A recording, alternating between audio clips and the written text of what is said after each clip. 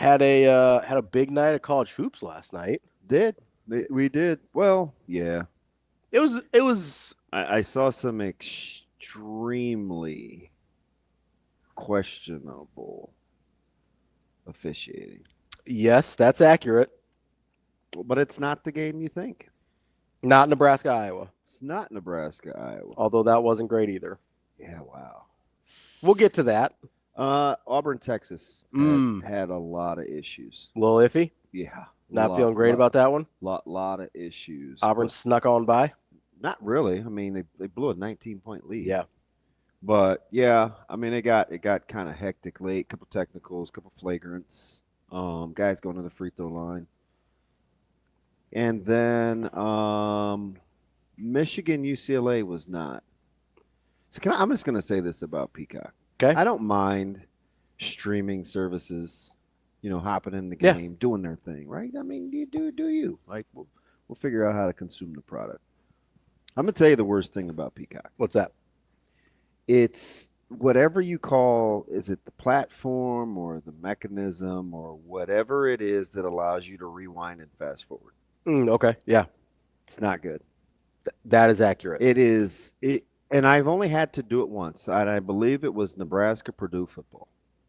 I believe that's right. It's kind of sticking in my craw. But I missed the first half of basketball last night, being at Big Red Rapper. Mm-hmm.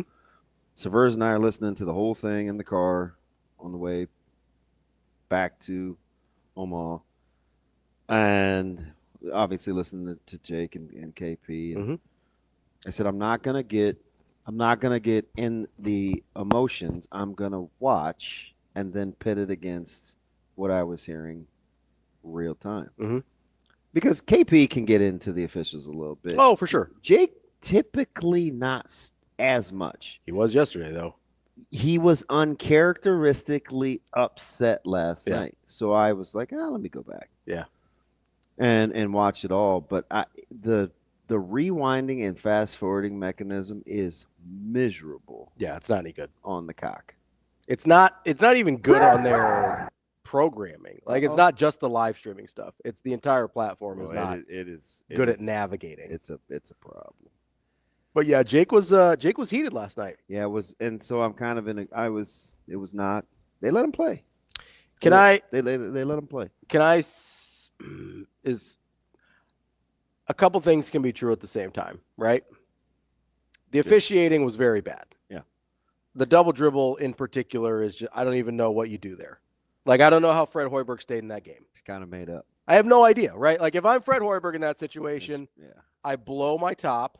And I am not, there's no way I'm being allowed to continue in that basketball game, right? I understand that. It's egregious. And in that spot especially, horrifying missed call. Two things can be true at once, though. Nebraska also had a 15-point lead with that officiating. Yeah. And the officiating didn't let Sandfort go off for 30 in the second half. Yeah, I wish I could say I had not seen that before. He's done that for a long time. Yeah, I mean, the funny thing is, I thought his little brother, and I don't think so, but I thought Price was going to be the better of the two. Really? Yeah. I've seen Payton 10 times. Price played with ETG this last year in the shoe league, and we played against him for years. Yeah. He's out at the showcase in Missouri and sat with his parents. And of course, my affinity for Josh Dix. That number one, that's the guy that you couldn't let. Well, he kept him in the first half. He sure did. Yeah. And so I felt like there were a couple key things that happened that were kind of overlooking. Nebraska's inability to rebound the basketball defensively on a couple of second and third chance points. Two of them led to threes. One of them was the corner one that Price hit, which I think it made it 62-61. Yeah, that was in a really big spot. That was because Nebraska had just kind of quailed the momentum a little bit. Bryce got fouled. He made both his free throws. I was like, okay. They pushed it back to 4. Got him at arm's length a little bit. I'm like, okay, kind of settled down. And Price hit the 3. They went into the break, and then it was hectic after that. And I get it, right? Iowa was chipping away at the time, but Nebraska was missing free throws too. So when Bryce hit the 2 free throws, I was like, oh, okay, they'll kind of settle this thing down. But I watch Payton a ton, and he was pretty frustrated the other night. He didn't play well, got in foul trouble. He kind of went to the bench, had a few expletives, and I get it because that's just kind of how he is. But I'm not gonna sit here and tell you he can't score. I mean, the guy goes for 20 a night in a big boy conference. Oh, 100%. For a reason. 100%. You just can't let him get it in a half. Yeah, you can't let him go for 30 and a half, right? So, I mean, it's so hard. It's so hard on those tip-out threes. It is. Because guys scramble, but there were like these 2 or 3 stretches where Nebraska just wouldn't get back. They wouldn't get back, or they wouldn't get, like, they'd lose them in the scramble, right, which is you cannot do, especially when a guy's hot. And then there were some where they just weren't getting out far enough. Like you just got to get out further. Yeah, you'd close out at 19 and you need to get to 22. Yeah, like especially after guys hit a couple, like you just got to keep going. Yeah, and he had a couple heat checks too where he's going to let you know. He did. He's going to shoot that thing. But between him and Dix, they go 13 for 20 from 3. Yeah. That's not an officiating problem. Nope. That's a Nebraska problem. And listen, I get that they both can score, but it's not like Payton was shooting 50% from 3 coming into this game. I felt like Josh's ability to keep balls alive and his rebounding was kind of critical too. He was really good last night, especially in the first half when he was scoring, but he did a lot of those little things in the second half as well. But you mentioned a couple of things there. Obviously, the shooting from Dix and Sandfort killed Nebraska, especially Sandfort in the second half. But the 12 for 22 from the free throw line. I know. And when Iowa was chipping away, so they cut the 15-point lead in like 7 minutes, I think, of game time.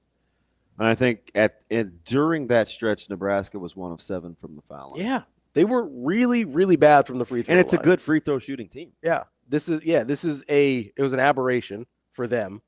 Didn't you not think when Hoiberg hit the shot that you're like, oh, okay, Nebraska's going to settle this down? I did. I thought a couple times they were going to settle it down. I really did. And then it was like, I felt like going into overtime, and Nebraska was lucky to get it there.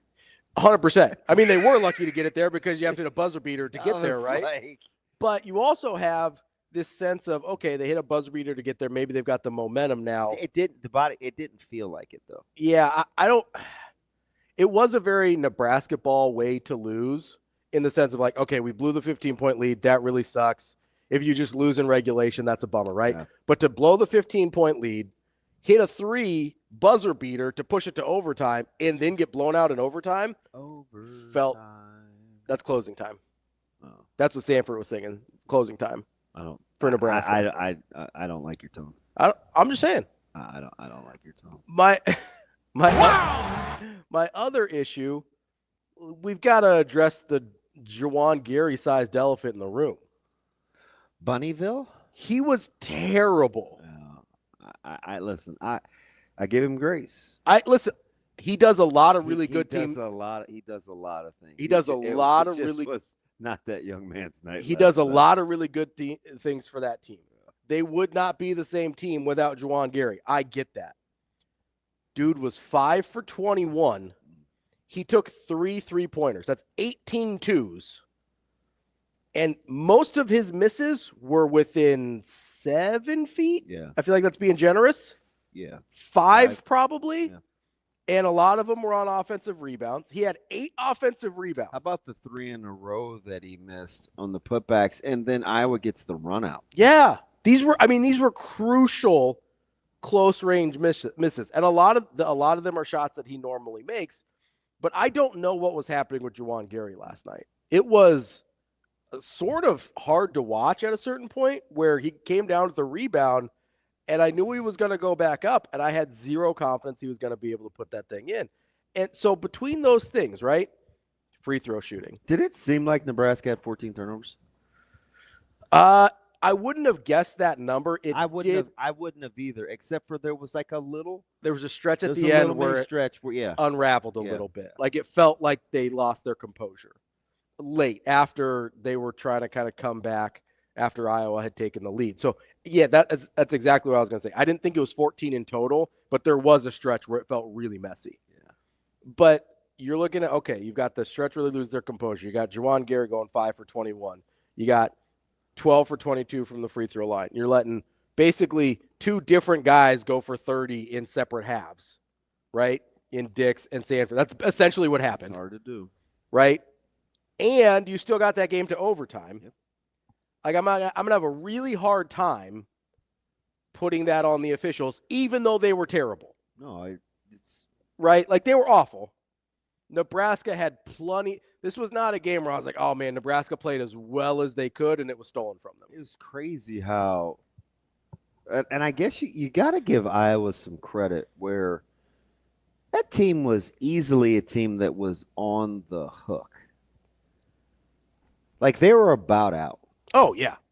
I mean, the crowd – and Nebraska almost had them in the knockout punch. So like, I'm saying to Maddie on the way home, I'm like, God, these parabolic mics, are they not working? Like, what? This place is. It was dead. Dead. Yeah. You could hear, like, the benches talking. Oh, I know. Right. That's like the number one indicator for me when there's a bad crowd is when I can hear players. And so I was like, they want to go home. Mm-hmm. They want to go home. And I just felt like if Nebraska, for the flurry of runs, when they cut it to 15, I just felt like if Nebraska could have made a few free throws, just bought themselves some time, because the missed free throws gave Iowa sort of this artificial stop, like these artificial confidences on stops, where they didn't play good defense. They fouled you. You got to get points there, and you bailed them out by missing your free throws. Like, it was Nebraska helped them out a lot in that stretch, probably like mid-second half, where Nebraska probably should have put them away. They were a lot closer at that point to getting knocked out than they were to coming back. It's just weird. And at no point in the first half, the second half, or overtime did Nebraska shoot over 67% from the foul line. Yeah. It was brutal. But in none of those periods, and even in overtime, they got to the foul line 6 times. Yeah. That's a lot in overtime. Yeah.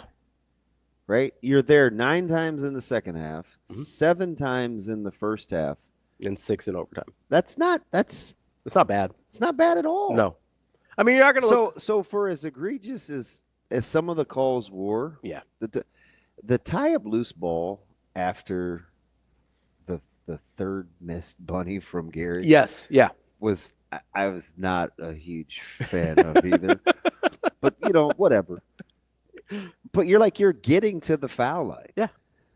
I mean, there wasn't a huge. And usually when you can stop the game during runs, you should be good. Yeah, you should be good. You should be able to compose yourself. It's not like Auburn and Texas where it was so frantic. Yeah. With a couple of these crazy runners and turnaround, and freaking Ravi, Arthur Kaluma was just. I mean, that dude Kaluma's in the same sentence with one Durantula. Yeah. Kevin, Player of the Year at Texas Durant. That doesn't quite feel right. 30. More than 30 on an AP top 5 opponent. Yeah, it doesn't quite feel right, if I'm being honest. Yeah, I know. I remember. I'm aware of him. Artie. Arturo. Gotti. Got him. Got him. No, it just was one of those. So I'm glad you made the distinguish. 2 things can be true at once. It was super poorly officiated. Yes, and Nebraska absolutely should have won that game. Okay, so at the half, should have found a way to win that game.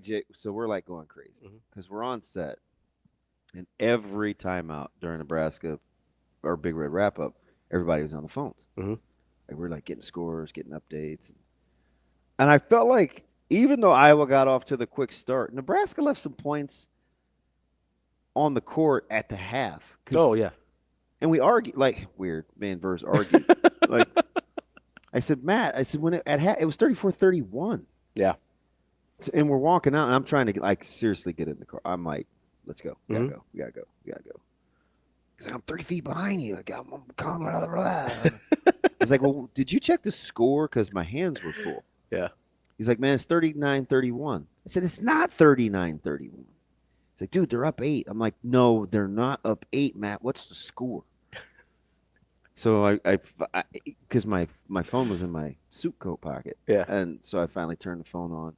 And I had just heard KP saying, "Oh, it's 37-34, Nebraska." And I was like, "You idiot." I'm like, "I told you." So we argued about that for a couple minutes. Then we got stuck by the train, which never happens, and I blame that on him. So we literally, it's just interesting to watch or listen to something with somebody else that loves to compete. Mm-hmm. He wasn't buying any of we're just kind of wired the same. Like he wasn't buying the officiating thing at all. Yeah. He just was like, play ball. Yeah. We're not really good guys to talk to when it comes to like officiating and stuff like that. And listen, I'm willing to blame stuff on officials. I really am. I'm wired a little different than you are in that sense, but I'm mostly only willing to blame officials when I feel like you did everything you could. Yeah. Right? All things being equal. Yeah. Like if we get to a tiebreaker, I'll put that on officials. Although I will. Occasionally there can be the critical call. Sure. And maybe you think that's the double dribble. Yes, but there was so much. I don't know if that was. There was so much that happened before that. That was my issue with the double dribble, right? There were so many things Nebraska did poorly before that. When do you think things should be a tie-up? Because now you know what they call more now? What's that? Guys diving to engage in locking up a loose ball. Yeah. They call that a foul a lot more now. Yeah. If you make contact with the guy, it used to just be, get to the floor, tie up. Yeah. If you make any contact with a guy that's already on the floor, they're going to call you for a foul. Yeah. They just are. And I don't know. Like I am more than willing to blame things on officials. The only time I'm not willing to do it when a game isn't when it's not a tiebreaker is against teams like St. John's or UConn, where they're intentionally being as physical as possible, and you allow them to. It's a good win by St. John's last night, by the way. It was. But when you're allowing them to dictate how a game's being played and it's clearly an advantage to them, I'll put that on the officials too. Yeah. It's up to the officials to kind of control teams like St. John's that are just going to be as physical as you allow them to be. If you allow St. John's, they'll put you in a rugby match, right? The officials have the obligation to keep that under wraps to a certain degree so that you have somewhat of an even playing field. Those are the only times I'm willing. Those are the only times I'm willing to put things on officials.